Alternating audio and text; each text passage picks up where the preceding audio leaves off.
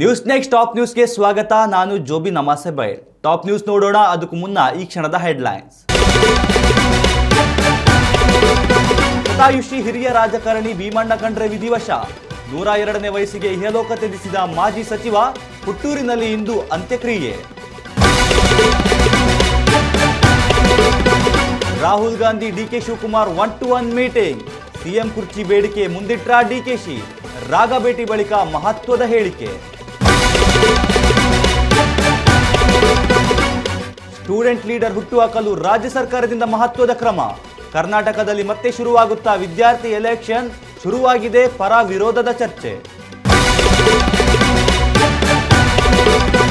ದಿಲ್ಲಿ ಗಣರಾಜ್ಯೋತ್ಸವ ಪೆರೇಡ್ನಲ್ಲಿ ಕನ್ನಡಿಗರಿಗೆ ನಿರಾಶೆ. ಈ ಬಾರಿ ಇರಲ್ಲ ಕರ್ನಾಟಕದ ಸ್ತಬ್ಧ ಚಿತ್ರ. ವಿಲೇಜ್ ಟು ಮೈಕ್ರೋಚಿಪ್ ಟ್ಯಾಬ್ಲೋ ಒಪ್ಪದ ಕೇಂದ್ರ ಸರ್ಕಾರ. ಡಿಜಿಟಲ್ ಜೂಜಾಟದ ವಿರುದ್ಧ ಕೇಂದ್ರದ ಸಮರ. ಅಕ್ರಮ ಬೆಟ್ಟಿಂಗ್ ಸೈಟ್ಗಳಿಗೆ ನಿರ್ಬಂಧ. ಸೈಬರ್ ವಂಚನೆಯಿಂದ ಯುವಜನತೆಯ ರಕ್ಷಣೆಗೆ ಮಹತ್ವದ ಕ್ರಮ.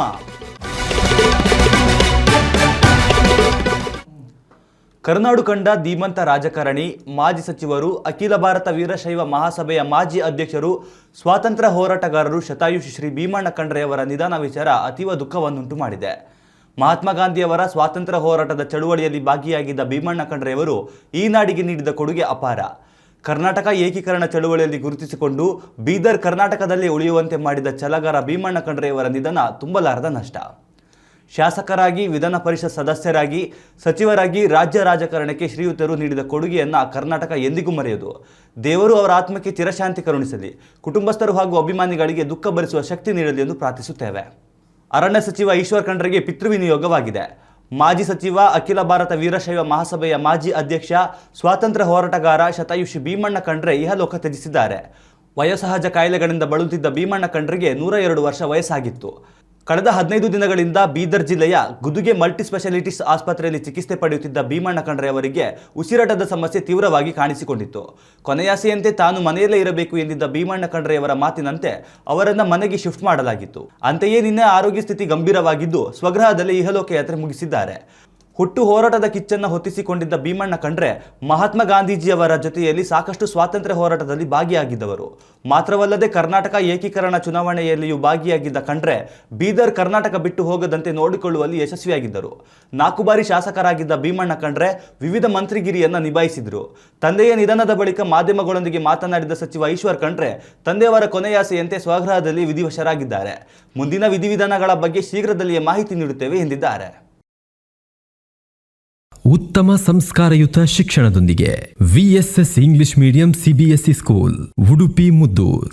ನರ್ಸರಿಯಿಂದ 10ನೇ ತರಗತಿವರೆಗೆ ಶಿಕ್ಷಣದ ಜೊತೆಗೆ 5ರಿಂದ 10ನೇ ತರಗತಿವರೆಗಿನ ವಿದ್ಯಾರ್ಥಿನಿಯರಿಗೆ ಉತ್ತಮ ಹಾಸ್ಟೆಲ್ ಸೌಲಭ್ಯವೂ ಇದೆ. ನಿಮ್ಮ ಮಕ್ಕಳ ಪ್ರವೇಶಾತಿಗಾಗಿ ಈ ಸಂಖ್ಯೆಗೆ ಕರೆ ಮಾಡಿ. ಕಳೆದ 2-3 ತಿಂಗಳಿನಿಂದ ಡಿಸಿಎಂ ಡಿಕೆ ಶಿವಕುಮಾರ್ ಬಹಿರಂಗವಾಗಿಯೇ ರಾಜ್ಯ ಮುಖ್ಯಮಂತ್ರಿ ಸ್ಥಾನಕ್ಕೆ ಲಾಬಿ ನಡೆಸುತ್ತಲೇ ಇದ್ದಾರೆ. ಆದರೆ ವರಿಷ್ಠರು ಮಾತ್ರ ಡಿಸಿಎಂ ಡಿಕೆ ಶಿವಕುಮಾರ್ ಕೈಗೆ ಸಿಗದೆ ಓಡಾಡಿಕೊಂಡಿದ್ರು. ರಾಹುಲ್ ಗಾಂಧಿ ಭೇಟಿಗಾಗಿ ದೆಹಲಿಗೆ ಅಲೆದು ಸುಸ್ತಾಗಿದ್ದ ಡಿಕೆ ಶಿವಕುಮಾರ್ ಕೊನೆಗೂ ತಮ್ಮ ಪ್ರಯತ್ನದಲ್ಲಿ ಯಶಸ್ಸನ್ನು ಕಂಡಿದ್ದಾರೆ. ದೆಹಲಿಗೆ ಭೇಟಿ ನೀಡಿದ ಡಿಕೆ ಶಿವಕುಮಾರ್ ಮೊದಲು ಅಸ್ಸಾಂ ವಿಧಾನಸಭಾ ಚುನಾವಣೆ ಸಂಬಂಧ ನಡೆದ ಸಭೆಯಲ್ಲಿ ವರಿಷ್ಠರೊಂದಿಗೆ ಭಾಗಿಯಾಗಿದ್ದಾರೆ. ಎಐಸಿಸಿ ಅಧ್ಯಕ್ಷ ಮಲ್ಲಿಕಾರ್ಜುನ ಖರ್ಗೆ ನಿವಾಸದಲ್ಲಿ ನಡೆದ ವೀಕ್ಷಕರ ಸಭೆಯಲ್ಲಿ ಪಾಲ್ಗೊಂಡ ಬಳಿಕ ಡಿಕೆ ಶಿವಕುಮಾರ್ ರಾಹುಲ್ ಗಾಂಧಿ ಅವರನ್ನು ಏಕಾಂಗಿಯಾಗಿ ಮೀಟ್ ಮಾಡುವಲ್ಲಿ ಯಶಸ್ವಿಯಾಗಿದ್ದಾರೆ. ಕೆಲವು ದಿನಗಳ ಹಿಂದಷ್ಟೇ ಮೈಸೂರು ವಿಮಾನ ನಿಲ್ದಾಣದಲ್ಲಿ ರಾಹುಲ್ ಗಾಂಧಿಯವರ ಜೊತೆ ಕೆಲವು ನಿಮಿಷಗಳ ಕಾಲ ಏಕಾಂಗಿಯಾಗಿ ಡಿಕೆಶಿ ಮಾತುಕತೆ ನಡೆಸಿದರು. ಇದೀಗ ದೆಹಲಿ ಪ್ರವಾಸ ಕೈಕೊಂಡು ರಾಹುಲ್ ಗಾಂಧಿ ಅವರನ್ನು ಮತ್ತೆ ಭೇಟಿಯಾಗುವಲ್ಲಿ ಡಿಕೆಶಿ ಕೊನೆಗೂ ಸಕ್ಸಸ್ ಕಂಡಿದ್ದಾರೆ. ಈ ಸಭೆಯಲ್ಲಿ ಹಲವು ಮಹತ್ವದ ವಿಚಾರಗಳನ್ನು ಡಿಕೆಶಿ ರಾಹುಲ್ ಮುಂದಿಟ್ಟಿದ್ದಾರೆ ಎನ್ನಲಾಗಿದೆ. 1-to-1 ಮೀಟಿಂಗ್ ಬಳಿಕ ಮಾಧ್ಯಮಗಳೊಂದಿಗೆ ಮಾತನಾಡಿದ ಡಿಕೆ ಶಿವಕುಮಾರ್ ಅಸ್ಸಾಂ ಚುನಾವಣೆ ಸಂಬಂಧ ಚರ್ಚೆ ನಡೆಸಿದ್ದೇವೆ. ಈ ಬಾರಿ ಅಸ್ಸಾಂನಲ್ಲಿ ಕಾಂಗ್ರೆಸ್ ಅಧಿಕಾರಕ್ಕೆ ಬರೋದು ಪಕ್ಕಾ ಎಂದಿದ್ದಾರೆ.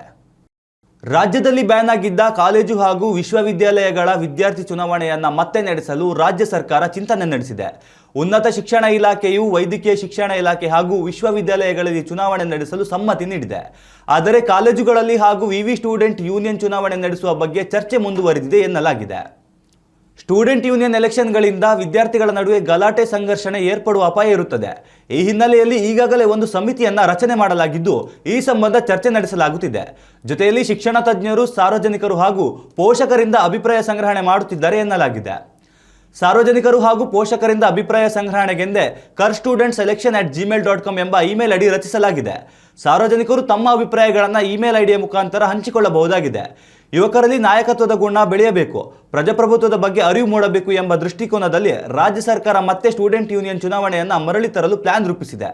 ಆದರೆ ಸಾರ್ವಜನಿಕರ ಅಭಿಪ್ರಾಯ ಇದಕ್ಕೆ ಯಾವ ರೀತಿ ಬರಲಿದೆ ಅನ್ನೋದನ್ನು ಕಾದು ನೋಡಬೇಕಾಗಿದೆ.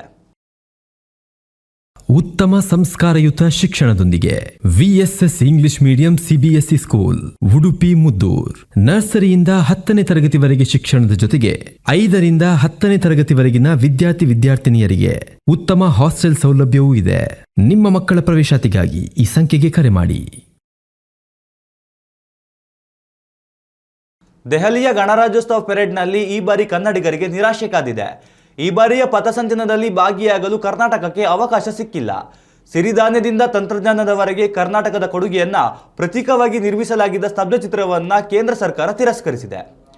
ಮಿಲೆಸ್ ಟು ಮೈಕ್ರೋಚಿಪ್ ಟ್ಯಾಬ್ಲೋ ಪ್ರಸ್ತಾವನೆ ಅಂಗೀಕೃತವಾದ ಹಿನ್ನೆಲೆಯಲ್ಲಿ ಕರ್ನಾಟಕದ ಸ್ತಬ್ಧಚಿತ್ರ ಪೆರೇಡ್ನಲ್ಲಿ ಭಾಗವಹಿಸುವ ಅವಕಾಶವನ್ನು ಕಳೆದುಕೊಂಡಿದೆ.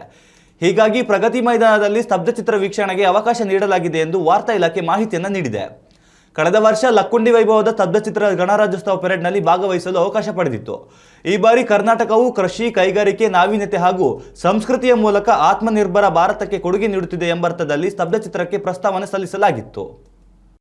ಆನ್ಲೈನ್ ಗೇಮಿಂಗ್ ಮೂಲಕ ಯುವಜನತೆ ಹಣ ಕಳೆದುಕೊಂಡು ಸಂಕಷ್ಟಕ್ಕೆ ಸಿಲುಕುತ್ತಿರುವ ಪ್ರಕರಣಗಳು ಇತ್ತೀಚಿನ ದಿನಗಳಲ್ಲಿ ಹೆಚ್ಚಾಗಿ ಕಂಡುಬರುತ್ತಿದೆ.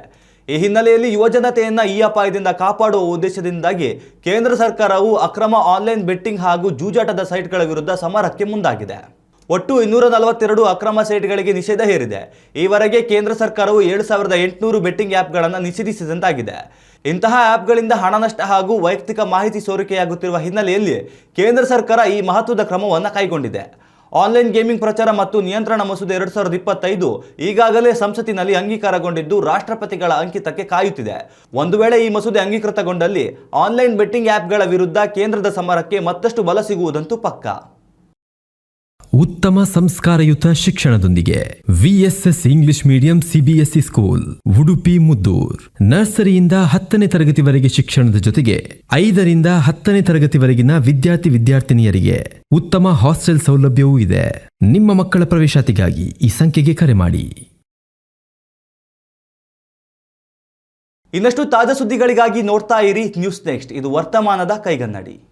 ಉತ್ತಮ ಸಂಸ್ಕಾರಯುತ ಶಿಕ್ಷಣದೊಂದಿಗೆ VSS English medium CBSE school Udupi Muddur. ನರ್ಸರಿಯಿಂದ 10ನೇ ತರಗತಿವರೆಗೆ ಶಿಕ್ಷಣದ ಜೊತೆಗೆ 5ರಿಂದ 10ನೇ ತರಗತಿವರೆಗಿನ ವಿದ್ಯಾರ್ಥಿನಿಯರಿಗೆ ಉತ್ತಮ ಹಾಸ್ಟೆಲ್ ಸೌಲಭ್ಯವೂ ಇದೆ. ನಿಮ್ಮ ಮಕ್ಕಳ ಪ್ರವೇಶಾತಿಗಾಗಿ ಈ ಸಂಖ್ಯೆಗೆ ಕರೆ ಮಾಡಿ.